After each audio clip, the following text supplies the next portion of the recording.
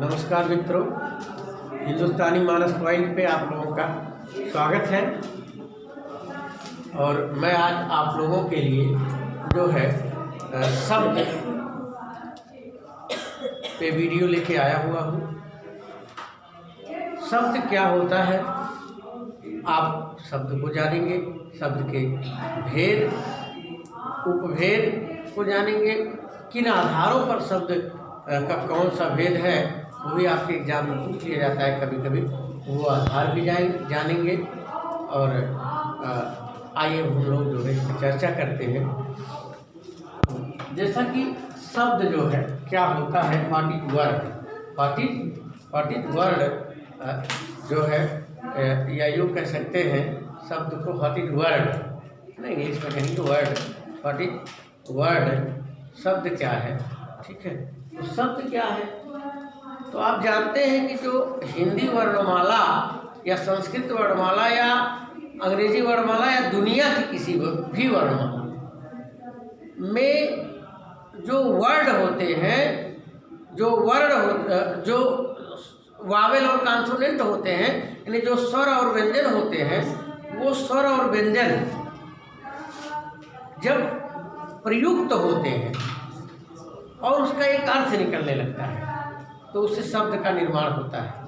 यानी कहने का मतलब ये है कि जो है दो ध्वनियों के सार्थक मेल को हम शब्द कह सकते हैं, या दो वर्णों के सार्थक मेल को शब्द कह सकते हैं। तो यदि शब्द की परिभाषा आपसे पूछी जाए तो आप कह सकते हैं कि दो वर्णों के सार्थक मेल को शब्द कहा जाता है, या दो वर्णों के सार्थक समूह को शब्द कहते हैं।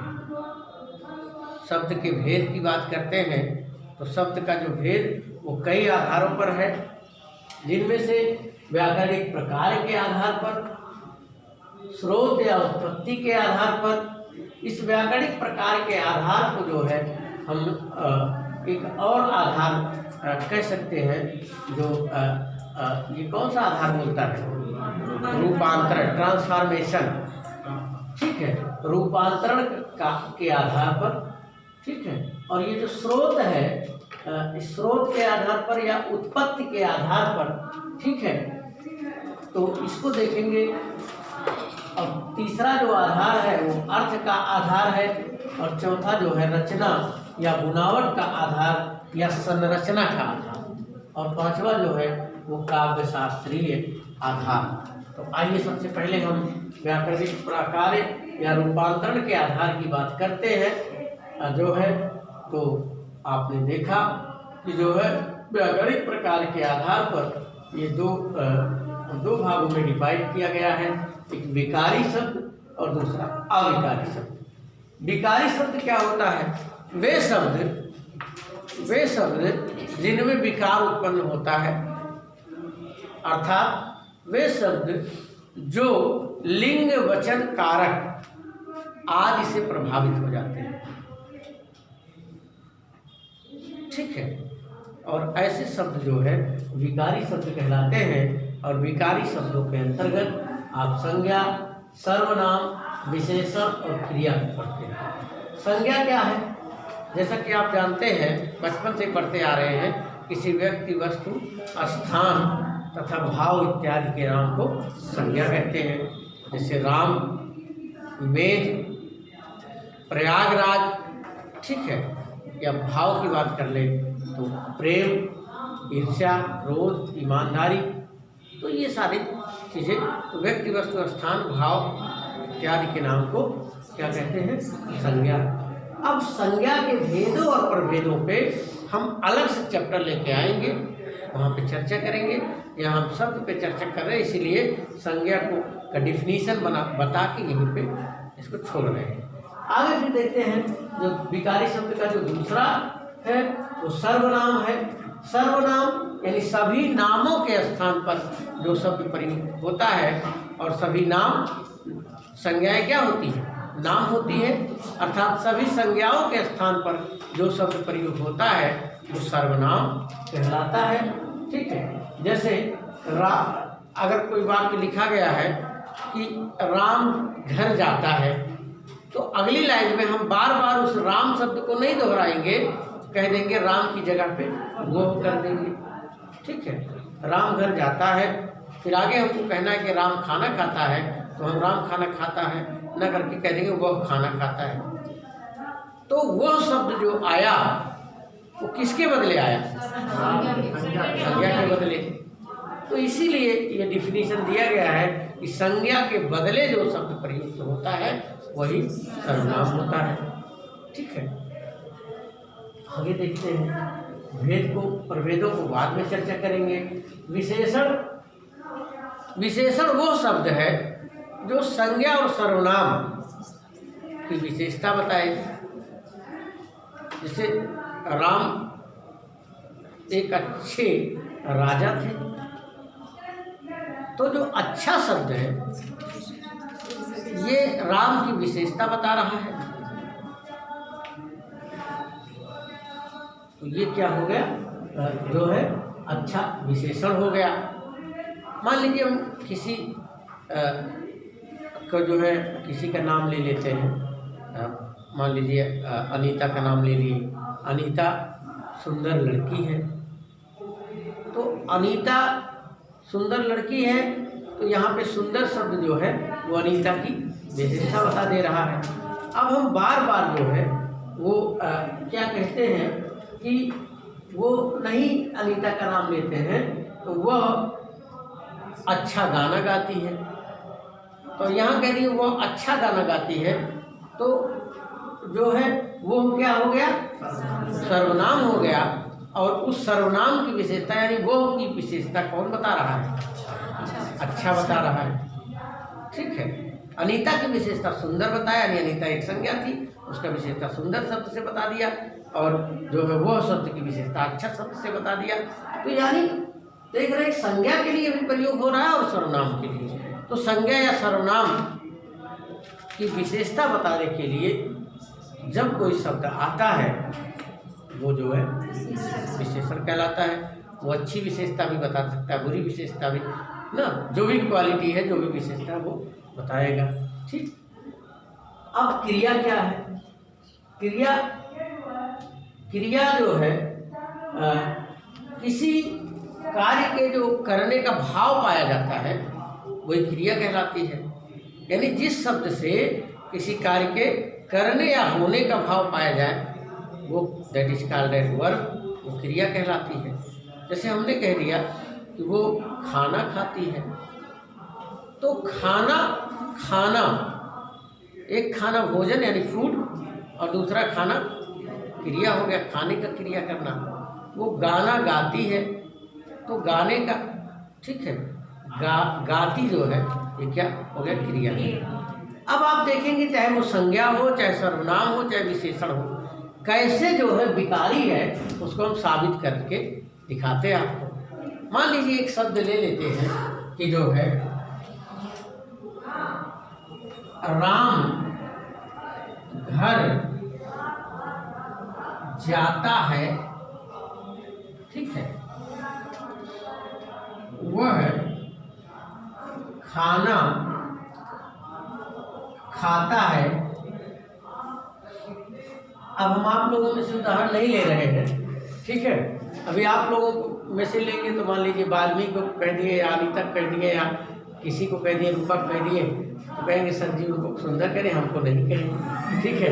उनको अच्छा कह दिए तो हमको नहीं कहें। तो ऐसा नहीं है वो, मतलब इसलिए ऐसा कॉमन चीज़ ले लेते हैं कि जो है कोई ना हो यहाँ पे बैठा ही ना हो वो आदमी, ठीक है, चाहे हम उसको चाहे जितनी गालियाँ दें, चाहे जितना शब्द कहें, अच्छा कहें बुरा कहें, वो हिलने वाला तो है नहीं, कोई फर्क पड़ेगा?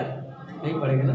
चलिए, राम जो एक कॉमन शब्द है, राम का बड़ा अर्थ होता है, ठीक है, इसी के लिए राम शब्द के लिए इसी की सत्ता बन बिगड़ जाती है। फिलहाल हम उस पर नहीं जाएंगे। राम घर जाता है, अब देखिए वह खाना खाता है। अब राम की पत्नी कौन थी? सीता। सीता घर जाती है, वो खाना खाती है। अब आप देख रहे हैं कि जो है जाती है, खाती है, जाता है और खाता है, ये तो शब्द है। तो शब्द अगर हम लेते हैं संज्ञा को विकार, संज्ञा में विकार को देखने के लिए, तो राम घर जाता है एक शब्द लेते हैं, तो राम घर जाता है, राम क्या है? एक संज्ञा है। अब संज्ञा जो है वो किस लिंग का है? पुल्लिंग है। अब आप देख रहे हैं क्रिया जो है वो पुल्लिंग की ही आ रही है, ठीक है। लेकिन अगर ये संज्ञा स्त्रीलिंग की हो जाए तो क्रिया जो है स्त्रीलिंग की हो जाती है, यानी जाता की जगह जाती है। तो यानी संज्ञा में विकार उत्पन्न हो रहा है कि नहीं? संज्ञा में विकार उत्पन्न हो रहा है। अब सर्वनाम में कैसे विकार उत्पन्न हो रहा है? राम की जगह उसका सर्वनाम प्रयोग कर दिया गया, वह खाना खाता है, ठीक है। तो वह पुल्लिंग है इसीलिए खाता है हो गया। लेकिन वही सीता के लिए जो वो सर्वनाम आया है, हालांकि इंग्लिश में ही और सी आता है, ठीक है। यहाँ इंग्लिश में, हिंदी में जो है वह ही आता है, चाहे स्त्रीलिंग हो चाहे पुल्लिंग हो। तो हिंदी में वह ही आता, तो वह शब्द यानी सर्वनाम के लिए ये खाने की जो क्रिया है वो क्या हो जा रही है? स्त्रीलिंग हो जा रही है। तो आपने देखा सर्वनाम में भी क्या हो गया? विकार उत्पन्न हो गया। सर्वनाम के कारण जो है वाक्य में विकार उत्पन्न हो गया, ठीक है, पुल्लिंग होने की, स्त्रीलिंग होने की वजह से। फिर आप देखेंगे क्रिया में, अब क्रिया चाहे खाती है चाहे जाती है और जाता है, देख ले तो राम है, ये लिंग पुल्लिंग है और वचन एक वचन है, तो ये राम जाता है हो गया। लेकिन अगर कह दिया जाता जो है राम श्याम मोहन घर, तो वहाँ क्या हो जाता? जाते हैं। बहुवचन का कर्ता अगर होता तो क्रिया भी बहुवचन की हो जाती। इसी तरीके से आप देख रहे हैं सीता स्त्रीलिंग है और स्त्रीलिंग की क्रिया की वजह से जाता की जगह जाती हो गया ना। अब सीता गीता रीता सबको हम भेजने लगे, तो सीता गीता रीता घर जाती हैं, जाती बिंदी लग जाएगा, बहुवचन हो गया। तो क्रिया भी क्या हो रहा है? लिंग वचन और कारक के हिसाब से परिवर्तित हो रहा है। यानी वे शब्द जो लिंग वचन और कारक के हिसाब से परिवर्तित हो जाते हैं या लिंग वचन कारक के कारण जिनमें जो है वो विकार उत्पन्न हो जाता है, तो विकारी शब्द कहलाते हैं।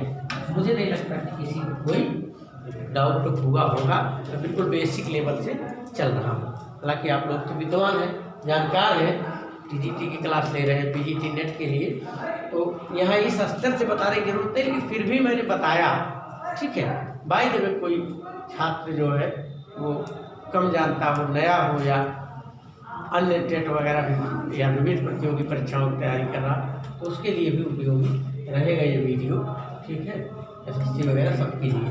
फिलहाल अब स्रोत या उत्पत्ति, ये फिर उसके बाद देखेंगे दूसरा अविकारी शब्द। अविकारी शब्द अव्यय को कहते हैं। अव्यय यानी जिसका व्यय ही ना हो, जो खत्म ही ना हो। जैसे हम कह दें कि राम और कृष्ण,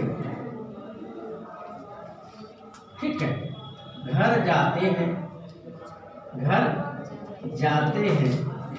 अब यहाँ कह दें सीता और राधा करते, भाई सेम बैठा दे। राधा घर क्या करती है? जाती है। अब आप देखेंगे कि ये जो और शब्द आया है, ये इस पे कोई प्रभाव पड़ा? नहीं पड़ा, लेकिन क्रिया पे फर्क पड़ गया। यानी अगर जाति क्रिया लगाएंगे तो आपको स्त्रीलिंग का कर्ता रखना पड़ेगा, और अगर स्त्रीलिंग का कर्ता रख रहे हैं तो स्त्रीलिंग की क्रिया रखनी पड़ेगी। पुल्लिंग की क्रिया लगाएंगे तो पुल्लिंग का कर्ता भी रखना पड़ेगा, ठीक है, या पुल्लिंग का कर्ता लगाएंगे तो पुल्लिंग की क्रिया भी रखना पड़ेगा। अगर राम और कृष्ण घर जाती हैं कह देते तो क्या हो जाता, गलत हो जाता ना। लेकिन और पे कोई शब्द फर्क पड़ा नहीं पड़ा। तो और क्या है, अव्यय है। और कैसा अव्यय है, समुच्चय बोधक अव्यय है, कंजक्शन है, समुच्चय बोधक अव्यय है। तो कोई भी अव्यय हो, क्रिया विशेषण अव्यय हो, समुच्चय बोधक अव्यय हो, संबोधन अव्यय हो, ठीक है। ये जैसे हे राम कह दे तब भी हे लगेगा, और सीता हे सीता तब भी हे लगेगा, ठीक है। अब कह दे कि राम वहाँ पे आप पता लगेगा ना, खाली बात, मैं कंफ्यूज हो गया था इसीलिए आपसे कंफर्म करना चाहा। राम व श्याम, राम व कृष्ण घर जाते हैं, सीता व राधा जाती है, ठीक है। तो ये क्या है, वाह यहाँ पे अव्यय है। ये वाह ही रहेगा चाहे स्त्रीलिंग के साथ है, यानी वे वर्ण जिन पर लिंग वचन कारक का कोई प्रभाव नहीं पड़ता, बिल्कुल बेहया होते हैं, लिंग वचन कारक का कोई प्रभाव नहीं पड़ता, वो जो है क्या होते हैं, अव्यय कहलाते हैं। अब हम तथा लगा दें, तथा इसमें भी स्त्रीलिंग के साथ भी पुल्लिंग के साथ भी तथा पे कोई प्रभाव पड़ा मेरे कथा का, तथा पे मेरे कथा का कोई प्रभाव पड़ा नहीं पड़ा। इसका मतलब क्या है, ये अव्यय है। अब अव्यय 3 उदाहरण से हमने समझा दिया, और मुझे उम्मीद है कि आप लोग अव्यय भी समझ गए होंगे। बाकी अव्यय का भेद, उपभेद, प्रभेद, जो सारी चीज़ें हैं उसका प्रयोग अव्यय का वो हम बाद में बताएंगे, क्योंकि एक चैप्टर हमारा अव्यय पे होगा, ठीक है। आगे चलते हैं। स्रोत या उत्पत्ति के आधार पर, स्रोत कहाँ से निकले हैं, स्रोत क्या है, कहाँ से निकले हैं, और स्रोत का ही एक उत्पत्ति, कहाँ से उत्पत्ति हुई है, या व्युत्पत्ति, व्युत्पत्ति कहाँ से हुई, कहाँ से निकले हैं, ठीक है, या जन्म, जो भी आधार ऐसे करके दे दे, स्रोत, व्युत्पत्ति, जन्म, ठीक है, व्युत्पत्ति, इन सब के आधार पर जो शब्द होता है वो 4 प्रकार का होता है। पहला तद्भव शब्द, तद माने उससे, भव माने उत्पन्न, भव माने भवति भवता भवंति, भव भूमा भूधातु से बना है, भू माने होना, उत्पन्न होना। तो किससे उत्पन्न, तद यानी तद का तात्पर्य यहाँ पे, तद माने उससे वह होता है संस्कृत में, लेकिन वह यहाँ दिया गया संस्कृत के लिए। तद्भव यानी उससे उत्पन्न, किससे उत्पन्न, संस्कृत से उत्पन्न, ठीक है, संस्कृत से उत्पन्न शब्द तद्भव शब्द कहलाते हैं, ठीक है। अब तत्सम है, तत् माने उसके, सम माने समान, यानी संस्कृत के जो समान हो। आदित्य ध्यान दीजिए, काफी पलटने में मत रहिए, संस्कृत के जो समान हो, ठीक है, वो तत्सम शब्द कहलाते हैं। आपने देखा होगा कि जो है संस्कृत से उत्पन्न कौन सा शब्द है, जो है वो हिंदी है। यानी हिंदी के जो कहीं न कहीं हिंदी के जो सरलतम, एकदम बिल्कुल देहाती टच वाले रूप में जो आ जाते हैं, वो तद्भव होते हैं। और जो संस्कृत निष्ठ, हिंदी के कुछ शब्द ऐसे होते हैं जो बिल्कुल संस्कृत निष्ठ होते हैं, संस्कृत की ही भांति हिंदी में भी प्रयोग किए जा रहे हैं, उसी के समान इसमें भी है, वो तत्सम है। अब जैसे मान लीजिए हमने कह दिया कि जो है हरिद्रा, तो हरिद्रा एक तत्सम शब्द है, इसका तद्भव क्या होगा, क्या होगा, हल्दी होगा, ठीक है। हरिद्रा या हर्दिका दोनों होता है, ठीक है। तो हरिद्रा शब्द शुद्ध है संस्कृत के लिए, हरिद्रा मीन्स हल्दी। या गोधूम शब्द है, गोधूम का क्या होता है, गेहूँ। अगर गोधूम कहेंगे तो फिर लोगों को समझ जाएंगे कि गाय जब चर के आती है तो उस समय जो धुइहर किया जाता है वही तो कहीं नहीं गोधूम है। तो मतलब बच्चे तो गोधूम गेहूं को ही कहते हैं, ठीक है। उसी प्रकार से जो है अट्टालिका, ठीक है, किसको कहते हैं? अटारी को।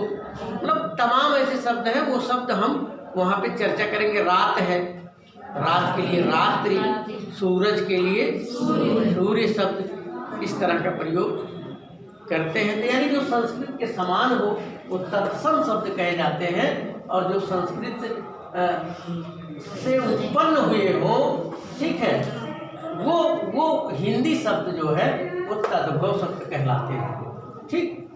ये चीज़ ध्यान दीजिएगा। अब जो है तीसरा जो स्रोत है वो देशज शब्दों का है। देशज शब्द यानी देश धन ज, यानी देश में जन्म लेने वाले, जो हमारे ही देश में, हमारी ही कंट्री में जो जन्मे हैं, उन शब्दों को देशज शब्द कहा जाता है। इसे ठेठ शब्द भी कहा जाता है। एक नाम है ठेठ शब्द, यानी ठेठ यानी जो हमारी ही मूल उत्पत्ति है, ठीक है। जैसे हम कहते हैं दुल्हा, दुल्हा, ठीक है, दुल्हिन, ठीक है, गौना, ठीक है। आप उसका शब्द का इस्तेमाल करते हैं, ये जो क्या कहते हैं, फुनगी, फुनगी ना, वो बजरी उजरी या किसी चीज़ में फुनगी, ठीक है। टेटुआ, टेटुआ, लोटा, लुटिया, ठीक है, लुटिया, आगछ, आगछ एक शब्द है। आगछ माने होता ना स्वभाव टाइप का, ठीक है। आगछ यानी लक्षण, बड़े उसका बड़ा आगछ बड़ा बढ़िया है, ठीक है। हालांकि स्वप्निल श्रीवास्तव ने अपनी जीवनी में एक व्यक्ति का जिक्र किया है, फिलहाल वो मैं बाद में चर्चा करूँगा, तो उसको जाने का मतलब फिर फालतू चीज़ें हो जाएगी, कोई बात नहीं। अब आगछ शब्द है, इस तरह के तमाम जो टट्टी शब्द है, टट्टी यानी टाटी जो बांधा जाता है, ठीक है। गोरू शब्द है, खूंटा शब्द है, खूंटा शब्द है, ठीक है जी। जैसे गड़गड़ाहट है, बड़बड़ाना, हाँ, गड़गड़ाहट है, बड़बड़ा, मतलब जो देहात वाला शब्द है, एकदम शुद्ध ठेठ शब्द, वो सारे शब्द जो है वो कहाँ से, वो देशज है। विदेशज शब्द या आगत शब्द यानी वो शब्द जो दूसरी भाषा यानी विदेशी भाषा से आयातित कर लिए गए हैं, ले लिए गए हैं, मंगा लिए गए हैं और अपनी भाषा में पूरी तरह घोल मेल दिए गए हैं, वो विदेशज शब्द कहलाते हैं।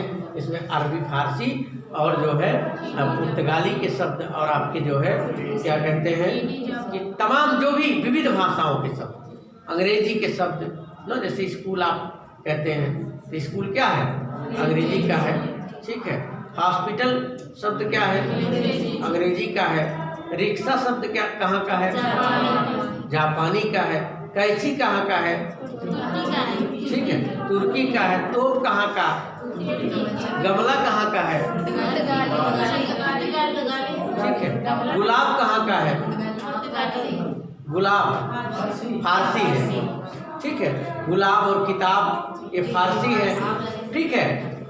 इसी तरीके से तमाम शब्द जो अरबी, फारसी और जो है आपके जो है जितने भी विदेशी भाषाएं हैं उनसे जो आ गए हैं, उसको बकायदा एक क्लास लेंगे, टेंशन न लीजिएगा, क्योंकि वहाँ से एक प्रश्न आपका पक्का आता है, ठीक है। यहाँ तो बस केवल टेलर दिखा रहे हैं, फिल्म पूरी बाकी है, क्योंकि अगर फिल्म दिखाने लगेंगे तो क्या होगा, चीज़ों को हम समेट नहीं पाएंगे। तो आज का क्लास हमको क्या करना है, इसको समेटना है, सारी चीज़ों को एक आपका जो है वो बैकग्राउंड तैयार करना है। फिर बैकग्राउंड तैयार करें, फिर पिलर हम वो क्या कहते हैं पावा और वो सांचा तैयार हो जाए ना, फिर हम उस पर जो है क्या करेंगे, बिल्डिंग बना देंगे, स्लेब डाल देंगे। तो अभी तो ये पिलर खड़े किए जा रहे हैं। संकर शब्द अब देखिए 4 प्रकार का होता है, लेकिन एक ठो पछुआ घलुआ वाला जिसे जोड़ा नहीं जाता, अच्छा पूछेगा तो श्रोते के 4 ही बताइएगा, पछुआ मत बताइएगा, पछुआ लेकिन जाने रहिएगा। संकर शब्द, संकर मतलब होता है जब कोई चीज मिक्स हो, मिला जुला हो ना, जिसे हम मिश्रित कहते हैं। तो संकर शब्द जिसमें 2 शब्दों का 2 भाषाओं का शब्द मिल जाए, ठीक है। जैसे आपका कोई भी शब्द बोलिए अगर आपको जी। एक लोग बोलिए, आवाज नहीं। चलिए, इन्होंने रेलगाड़ी बोल दिया। और टिकट घर, लाठी चार्ज में हो सकता है। टिकट घर, लाठी चार्ज और छायादार। छायादार नाम हो सकता है सर। बिल्कुल परीक्षा हाल हो सकता है। परीक्षा हाल। चलिए, पुलिस चौकी, चौकी और बम बरसा। और चलिए जाने दीजिए, क्योंकि समझने के लिए केवल है। ठीक है,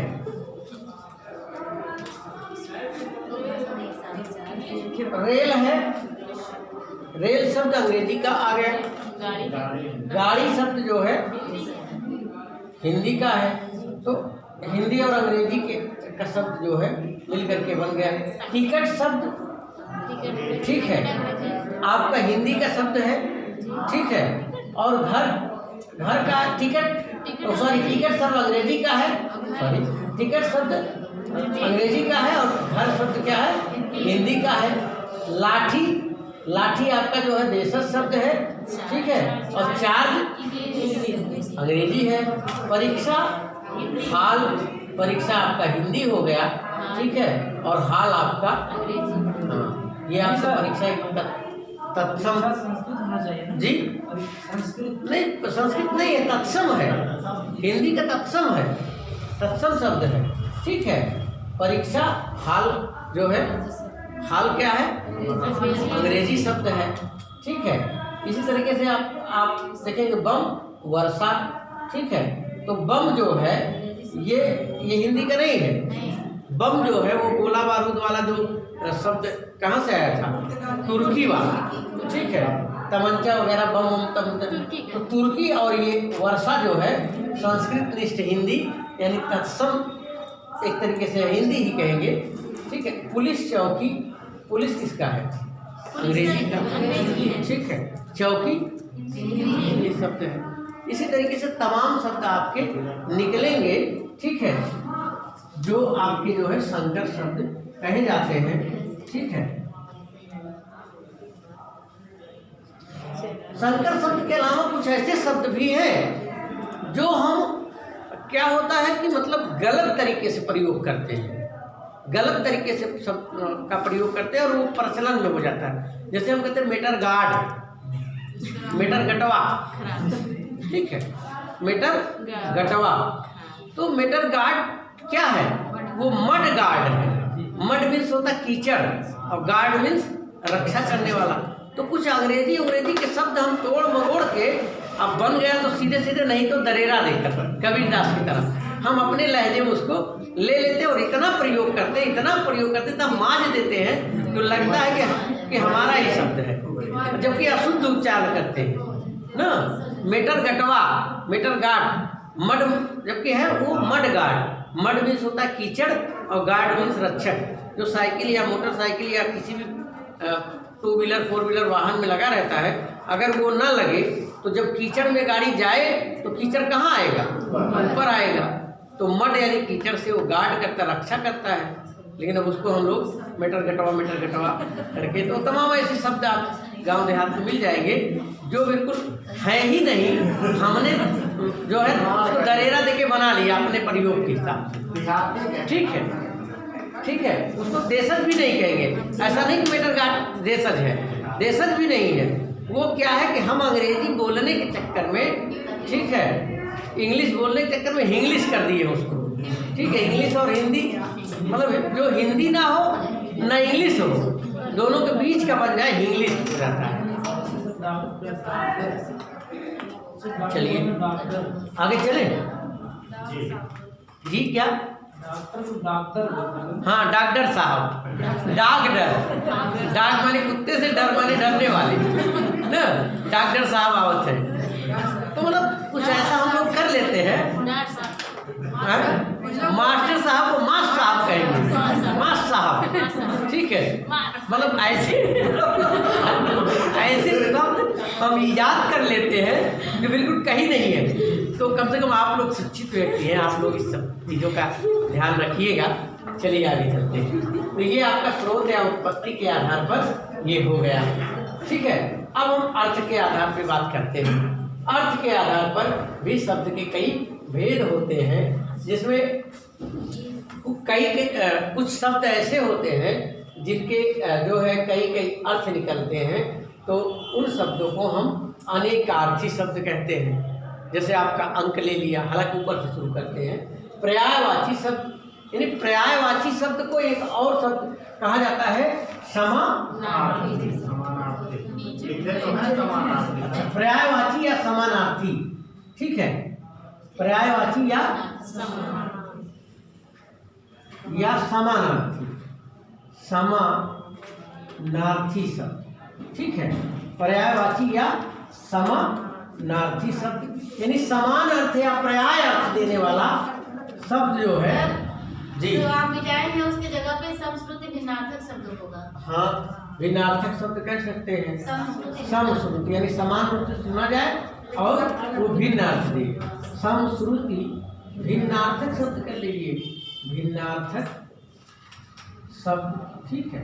इसको 4 नंबर कर दीजिए और इसको क्या करेंगे 5 नंबर कर दीजिए, ठीक। अब देखिए पर्यायवाची शब्द वे शब्द, ठीक है, जो है जो किसी शब्द के पर्याय के रूप में या किसी शब्द के स्थान के रूप में प्रयुक्त होते हैं। यानी किसी शब्द के बदले वो शब्द आते हैं और शब्द के अर्थ को नहीं बदलते, बल्कि वही अर्थ देते हैं, भाव भले बदल जाए। ऐसे शब्द जो है पर्यायवाची शब्द कहते हैं।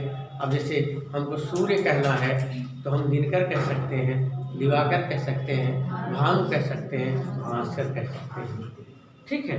हमको पानी कहना है तो हम जो है तोय कह सकते हैं, अम्ब कह सकते हैं, नीर कह सकते हैं।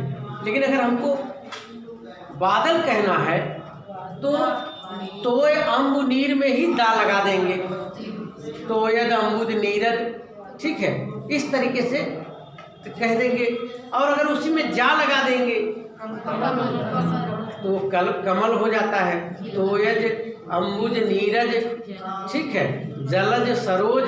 तो मतलब थोड़ा सा शब्द का थोड़ा सा हेर फेर करने पर पूरा अर्थ बदल जा रहा है। लेकिन कुछ शब्द ऐसे हैं जो शब्द को मतलब किसी दूसरे शब्द के स्थान पर अगर प्रयोग होते हैं फिर भी वही अर्थ देते हैं। तो आप उसे कौन सा शब्द कहते हैं? पर्यायवाची या समानार्थी शब्द, समान अर्थ देने वाले या पर्याय अर्थ व्यक्त करने वाले, ठीक है। अब समानार्थी और वो सारी चीज़ें तो पूरा पढ़ाना ही है, तो यहाँ कोई मतलब नहीं है उन सब चीज़ों का। विपरीतार्थी शब्द, विपरीतार्थी यानी जो विपरीत अर्थ दे, उल्टा अर्थ दे, जिसे हम विलोम शब्द भी कहते हैं। शब्द और विलोम यानी उसका उल्टा अर्थ दे।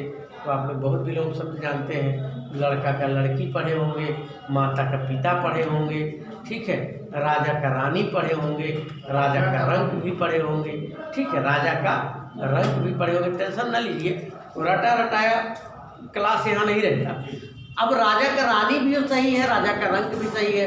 अब कहेंगे कैसे? अगर राजा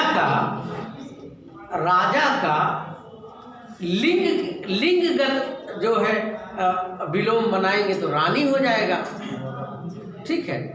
राजा का लिंगगत विलोम बनाएंगे तो रानी हो जाएगा। और अगर राजा का जो है उस पदगत बनाएंगे, उस पदगत के हिसाब से रंग हो जाएगा कि राजा एक अमीर आदमी है, उसके पास ऐश्वर्य की सारी सुविधाएं हैं, ठीक है। तो मतलब अब वो आपके डिपेंड करता है कि किस हिसाब से प्रश्न पूछता है, ठीक है। तो ऐसा टेंशन न लीजिएगा।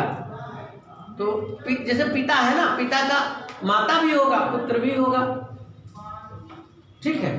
अब पुत्र नहीं होगा, बाबा आप ऐसे ऐसे करें, वो अलग चीज है। लेकिन एक भाव अगर देंगे, ठीक है, तो वो दूसरे भाव के हिसाब से, बाप बेटे का जब भाव देंगे उत्पत्ति और उद्गम के हिसाब से, उद्गम करता और उत्पत्ति के आधार पर। लेकिन वो ऐसा आधार नहीं लिया। हालांकि भाषा विज्ञान के जो विद्वान लोग हैं विचार कर रहे हैं, विचार विमर्श चल रहा है, लेकिन चूंकि अब निर्धारित कर दिया गया एक अर्थ, एक विलोम निर्धारित कर दिया, वही मान लिया गया। लेकिन विलोम भी कई तरीके से बनता है, विलोम भी कई तरीके से बनता है, ठीक है। जैसे राजा का अगर रंक नहीं दिया तो प्रजा दे सकता है, प्रजा दे सकता है ना, गलत तो नहीं होगा। प्रजा भी नहीं दिया तो रानी होगा कि नहीं होगा? क्लियर, समझ गए? तो मतलब ये चीजें होती हैं, वो किस क्या भाव ले रहा है। कभी कभी भावार्थक विलोम पूछ लेता है, क्लियर, कोई दिक्कत तो नहीं है ना, ठीक है। तो मतलब रटे रटाए फार्मूले पे मत चलिए, दिमाग अपना भी लगे। आप भी, हर आदमी, रूसो कहता था हर आदमी फिलासफर है, हर बालक, हर व्यक्ति फिलासफर है, हर व्यक्ति की अपनी फिलासफी होती है। बस केवल होता है कुछ लोग अपनी उस फिलासफी को विकसित कर ले जाते हैं और उसको एक किताब का रूप दे ले जाते हैं, उसको एक सिद्धांत का रूप दे ले जाते हैं, कुछ लोग उसको अपना, ठीक है। तो आप भी कभी राइटर बनेंगे तो कुछ अलग प्रयोग कर सकते हैं। तो मतलब ऐसा नहीं है, वो चीज़ें होती हैं। फिलहाल कोई बात नहीं, तो लकीर का फकीर कभी नहीं बनना चाहिए। राजा का पर्जा अगर दे दिया है और रंक नहीं दिया है, अब आप नहीं हीरो रंग के है, कूटा गाड़ के बैठे रहो और पर्जा न लगाओ कि पर्जा अगर तू रंग आए तब हम मारब, नहीं छोड़ दे वायु गलत मान ले, कभी गलत नहीं मानेगा। वही तो आपकी बुद्धि को चेक करना चाह रहा था कि कहीं आप रटे रटाए फार्मूले को नहीं चल रहे हैं। आगे का विज्ञ और विज्ञ का आगे कई बार पूछ करके ऐसा बेवकूफ़ बनाया है कि अच्छे अच्छे लोगों का हालत खराब हो गया है, ठीक है। देखिएगा, सब पेपर उठाइएगा। चलिए फिलहाल मैं उस पर नहीं, अब जो मेरा वो है कॉन्सेप्ट, उस पर चर्चा करने जा रहा हूँ। विपरीतार्थी, एक आर्थी शब्द यानी एक अर्थ देने वाला शब्द, यानी कई शब्द एक तरीके से कई शब्द रख दिए जाते हैं सीक्वेंस में, और उन शब्दों को जब हम पढ़ेंगे तो फिर उसके लिए कुछ भाव निकालेंगे और उस भाव को रखेंगे एक शब्द में। वही जो है एकार्थी शब्द कहलाता है। या किसी वाक्य के अंश को रख देंगे, किसी सेंटेंस का पार्ट रख देंगे और उस सेंटेंस के पार्ट के लिए उस सेंटेंस को ना बोल करके बल्कि उस चीज़ को बोल देंगे, तो वो क्या हो जाता है, वाक्यांश के लिए एक शब्द हो जाता है। जैसे जो है हमने कह दिया, तमाम आपको उस दिन चर्चा भी किया था, ठीक है। झगड़ा करने वाली नायिका के लिए एक शब्द क्या बोलेंगे? कलहंतरिता। सर ये एकार्थी और वाक्यांश के लिए एक शब्द दोनों एक ही है? एक ही है। तो सर जो है, हाँ? जैसे वाक्यांश के लिए एक शब्द है तो ये वाक्य के लिए एक शब्द बन रहा है, लेकिन एकार्थी में जैसे गाय, जैसे पुस्तक, तो एक ही सूचना जो दे है वो एकार्थी होता है ना। गाय और पुस्तक तो फिर वो संज्ञा हो गए ना, वो शब्द का और कैटेगराइज हो गया। सर अर्थ के आधार पर शब्द का भेद हो रहा है। तो जैसे एक अर्थ देने वाला जो शब्द होगा, जैसे जिससे एक ही सूचना मिले, तो वो वैसा शब्द, एक अर्थ देने वाला शब्द का एक समूह होगा, सेट ऑफ वर्ड, शब्दों का एक समुच्चय, ठीक है। ये जो है एक अर्थ देने वाला शब्दों का, देखिए वाक्यांश के लिए एक शब्द बोल रहे हैं ना, तो ये शब्द समूह का बोध करा दे रहा है। वहां जो आप कह रही हैं, जो भाव एकार्थी का, वहां कोई शब्द जो है किसी एक अर्थ के लिए वो प्रयुक्त हो जाए। जैसे आप कह रहे हैं कि जैसे मान लीजिए गाय है, तो गाय गाय के लिए ही होगा, ठीक है। तो गाय गाय के लिए होगा, उसमें तो कोई दुग्धा है ही नहीं। दुविधा नहीं है सर, इसीलिए तो उसको एकार्थी कहा गया है कि एक ही अर्थ देगा, एक ही सूचना मिलेगी। और वाक्यांश के लिए शब्द तो थोड़ा अलग, काहे नहीं सोच रहा, उससे भी उस वाक्य के का जो अंश होगा, इसीलिए जैसे एकार्थी और अनेकार्थी, एक मिनट बात सुन लीजिए। एकार्थी शब्द है और अनेकार्थी शब्द, दोनों को मतलब अलग अलग किया गया है। एकार्थी शब्द है तो जैसे एक ही सूचना मिल रही है कि एक ही शब्द है। गाय को और किसी चीज में में नहीं कहा जा सकता, किसी अर्थ में नहीं लिया जा सकता, तो वो एकार्थी है। लेकिन अनेकार्थी जैसे है, अंक हो गया शब्द है, उसके कई अर्थ निकलते हैं, लेकिन आपस में कोई संबंध नहीं होता है। तो सर वाक्यांश के लिए तो वो जानते हैं क्या है, एक आप और भेद उसका कर सकते हैं। इस अनेकार्थी के हिसाब से आप अगर करेंगे तो आप उसको एकार्थी कर सकते हैं, ठीक है। एकार्थी का यहाँ करेंगे, वाक्यांश नहीं करेंगे। एक ही अर्थ में सदैव प्रयुक्त